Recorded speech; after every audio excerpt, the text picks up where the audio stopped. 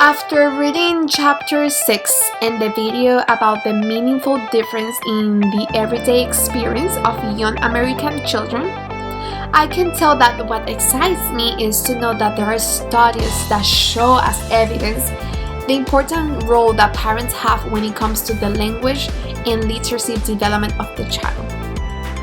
I think that being aware that those resources exist help educators to explain to the parents better on how children and parents have a reciprocal relationship in which the behavior of each influences the behavior of other. The Early Head Start program was designed for low-income pregnant women. We have to understand that for those mothers, it is hard to know what is best for the child because of the lack of education. What I found worrisome is that this chapter didn't explain with much detail who introduced those programs. The Early Head Start program provides 5 service delivery options based on the needs of the family, and I don't know why, but I feel that whoever introduced the program to those parents are not helping them to understand what it will work for them and why from those 5 services they provide. Even though that the federal government has made a priority of home visiting because there is evidence that it affects a wide range of parent and child outcomes from child health to parenting knowledge, and it demonstrates a long-term positive impact. I still believe that this program can do more for the family that need it. I think that they should not have an option, the 5 service. They should include the 5 service. What I would love to find out more is to know who introduced this program to those mothers, like I said.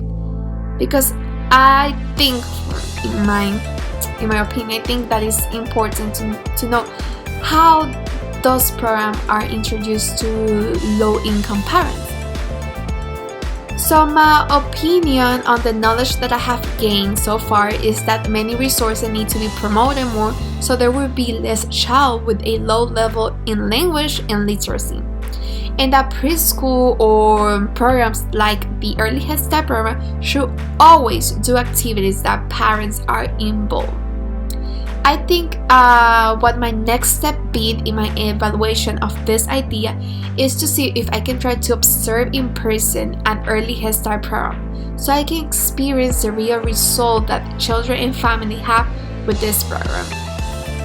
My suggestion at this point is that, like I say, I don't know who introduced this program. That's what I'm worried about.